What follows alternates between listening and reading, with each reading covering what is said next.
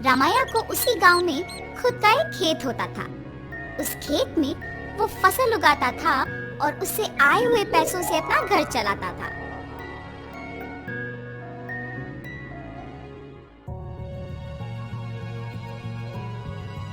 हमेशा की तरह इस साल भी फसल तो मैंने उगा दिया। अब गर्मी की मौसम शुरू होने वाली है, जल्द ही तरबूज के बीज डालने पड़ेंगे। ऐसे सोचकर तरबूज के बीज लेके अपने खेत की ओर जाता है। अरे रे, मैं तो भूल ही गया कि इस साल गांव में पानी नहीं है। मुझे अपने खेती के लिए पानी कहीं से भी लाना होगा, वरना इस साल मैं अपना घर नहीं चला पाऊंगा। ऐसे अपने आप में सोचते हुए दुखी होता है। इतने में उसके पड़ोसी खेत का मालिक विश्वनाथ रामैया को देख उसके पास आता है। अरे रामैया, इतना क्या सोच रहे हो कि मेरा आना भी देखा नहीं तुमने? विश्वनाथ, तुम्हें तो पता है कि मैं हर साल चावल की फसल के बाद तरबूज उगाता हूँ, मगर इस साल गांव में पानी ना होने के कारण मैं तरबूज नहीं उगा सकता हूँ। मैं अपना घर कैसे चलाऊंगा? क्या तुम पानी के बारे में इतना सोच रहे हो? उसमें क्या है, इस सारे गांव में सिर्फ मेरे ही खेत में तो मोटर है। मेरे मोटर का उपयोग करके तुम हमेशा की तरह अपने खेत में तरबूज उगाओ। मैं तुम्हारा एहसान कभी नहीं भूल सकता हूँ। ऐसे कहकर उसके खेत में मौजूद मोटर के सहायता से पानी का उपयोग करके तरबूज उगाता है। कुछ ही महीनों में उसके खेत में तरबूज अच्छे उगते देख बहुत खुश होता है।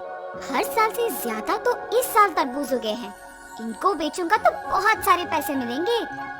ऐसे सोचकर सारे तरबूजों को बेचने दुकान जाता है। वहाँ दुकानदार तरबूजों को लेके पैसे देता है। ये सब उसी दुकान के पास मौजूद विश्वनाथ देखता है।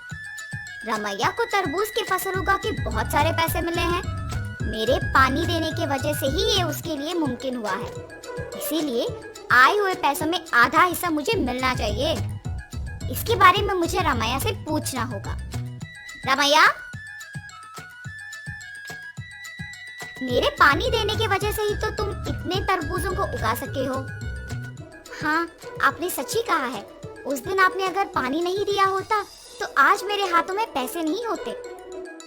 अगर मैं तुम्हें पानी नहीं देता तो तुम्हारे पास आज पैसे नहीं होते ना। मतलब तुम्हारे हाथ में जो पैसे हैं उसमें आधा हिस्सा मुझे मिलना चाहिए ना। ठीक है जी, आपको सिर्फ इन पैसों में आधा हिस्सा चाहिए ना, लीजिए, आप ही की वजह से तो ये मेरे पास आए हैं। ऐसे खुशी से पैसे देता है। मैंने सोचा कि तुम पैसे नहीं दोगे, लेकिन तुमने मेरा एहसान वाकई चुका दिया। मेरे पूछने पर बिना सोचे तुमने पैसे बस दे दिया।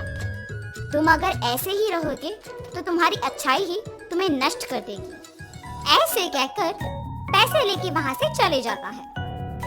अब मेरे पास कुछ ही पैसे बचे हैं, इनके साथ मुझे कोई व्यापार शुरू करना होगा, मगर कौन सा? ऐसे सोचते रहता है। इतने में ही बगल में उसे एक आदमी कटे हुए तरबूज एक बंडी पे बेचते हुए नजर आता है। प्यास लग रहा है, एक तरबूज का टुकड़ा खाऊंगा। उस तरबूज वाले के पास जाता है और पूछता है, बाबू, एक तरबूज का टुकड़ा मिलेगा? जी हाँ।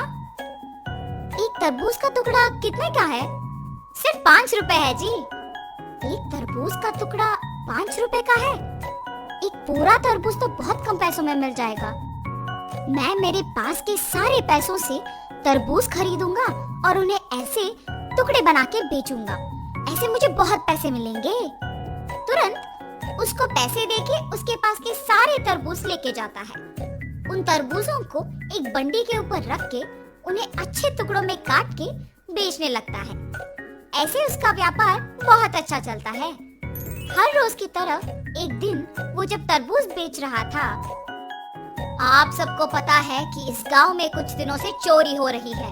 जो भी इन चोरों को पकड़ के जमींदार जी के हवाले करेगा, उनको जमींदार जी अभिनंदन करके तोहफा देंगे। उस विज्ञापन को रामैया सुनता है। उस दिन दोपहर को 4 आदमी उसके पास आते हैं। बाबू, हमें 4 तरबूज के टुकड़े दो ना। बाबू, आपको इस गांव में मैं कभी नहीं देखा। गांव में नए आए हो क्या? हाँ जी। किसके घर में रह रहे हो बाबू?